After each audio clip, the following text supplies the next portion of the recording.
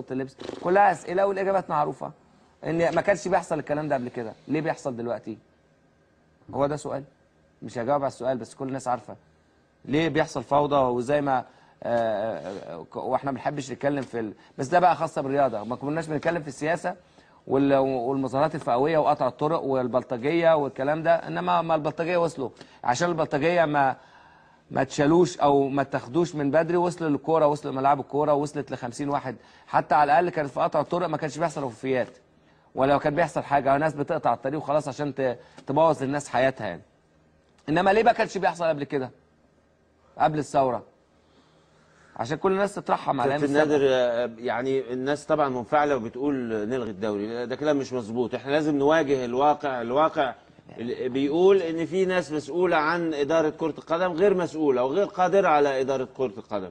الانديه لازم تواجه مع بعض، وهم اللي يعملوا اجتماع، هم اللي يقولوا مين اللي يدير ويدير ازاي، ولما في ماتش يتنظم ازاي، ولما يبقى في حكام ما بتعرفش تحكم يجيبوا لها ناس تدير الحكام مظبوط، ويجيبوا لجان مظبوطه.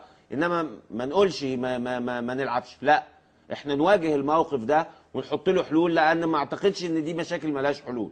اللي احنا شايفينه ده ان نادي مش عارف ينظم مباراه في محافظته بمدير امنه بالمحافظ بتاعه، مش عارفين يديروا مباراه، لا دول يروحوا ويقدموا استقالات كده ويقولوا شكرا بدل ما يقيلوهم، وبعدين يجيبوا ناس بقى بتفهم، تعرف تتكلم وتعرف تواجه وتعرف تنظم ماتش 90 دقيقه في استاد فيه 10,000 واحد. بس يا كابتن يعني زكريا، يعني موضوع مش صعب قوي في كره القدم في دوله زي مصر ان احنا ننظم ماتش.